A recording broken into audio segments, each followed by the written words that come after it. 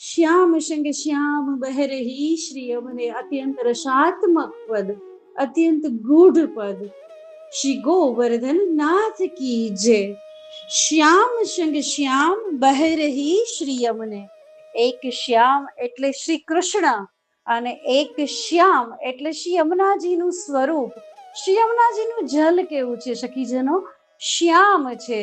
જ્યારે શ્રી કૃષ્ણએ પોતાનું સર્વસ્વ શ્રી યમુનાજીમાં પધરાવી દીધું ત્યારે આપ પણ શ્યામ જેવા જ થઈ ગયા. શ્યામ સંગ શ્યામ, ધીર ગંભીર વહી રહ્યા છો. આપનું શ્યામ જલ છે જે અત્યંત સુંદર શ્યામ સમાન છે. તો કે છે શ્યામ સંગ શ્યામ બહ રહી શ્રી યમુને, કેવા વહી રહ્યા છે? ધીર ગંભીર કમલોથી આચ્છાદિત લાલ કમલ લપટાણા એવા શ્રી યમુનાજી વહી રહ્યા છે. શીતલ મંદ મંદ પવનમાં વહી રહ્યા છે, સુગંધ ફેલાવી રહ્યા છે. સુરત શ્રમ બિંદુ તે સિંધુ શી બહી ચલી. આહા, ઘણું બધું કહી દીધું. શું કહે છે? સુરત, એમની સુરત એ કઈ રીતે બન્યા છે? તો કે શ્રમ બિંદુ તે. હવે આના બે ભાવ થાય છે.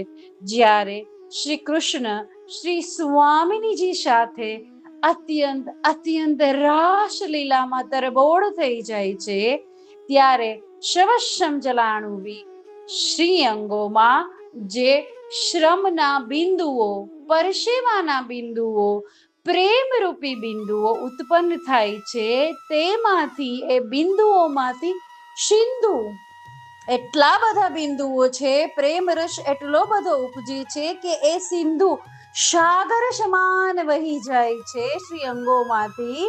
સ્વામિનીજીના અને શ્રી કૃષ્ણના એ કોણ છે? એ શ્રી યમુનાજી છે. શ્રમ બિંદુ તે સિંધુ એટલે સાગર શી બહી ચલી, એક બિંદુમાંથી સાગર થઈને શ્રી યમુનાજી વહી રહ્યા છે. શ્રી કૃષ્ણ અને શ્રી સ્વામિનીજીના શ્રમશ્રમ જલાણુ રૂપે છે. અને બીજો ભાવ કે જ્યારે સમસ્ત ગોપિકાઓ સાથે, સ્વામિનીજી સાથે શ્રી ઠાકોરજી રાસ લીલા કરે છે.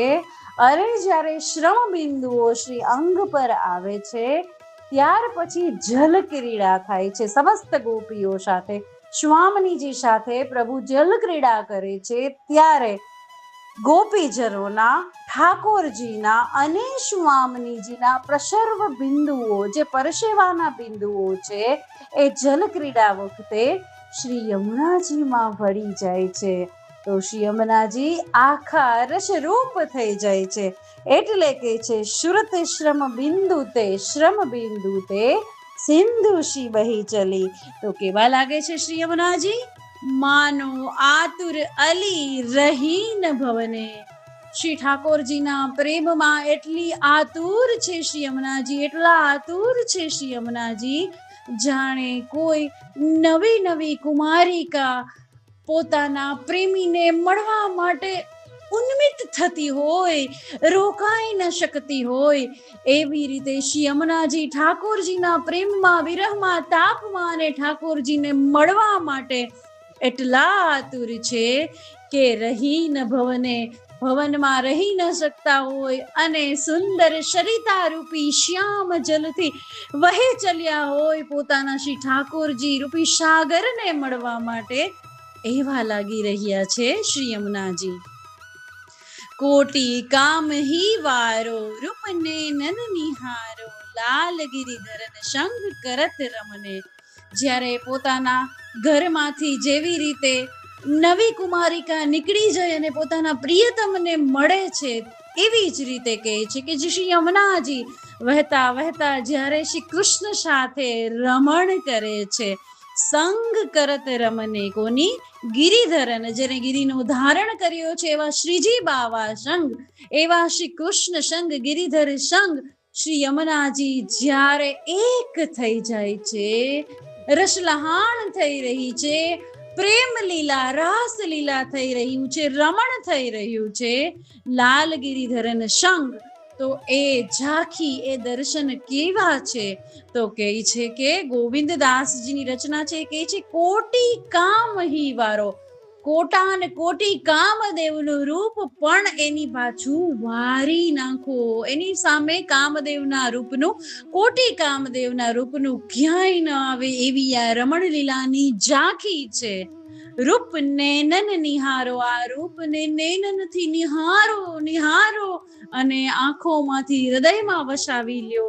જ્યારે લાલ ગિરિધરન સંગ કરત રમણે હરખી ગોવિંદ પ્રભુ, આ ઝાંખી કરીને ગોવિંદ દાસને ખૂબ હરખ થઈ રહ્યો છે, આનંદ થઈ રહ્યો છે અને કહે છે હરખી ગોવિંદ પ્રભુ નિરખી ઇનકી ઓર.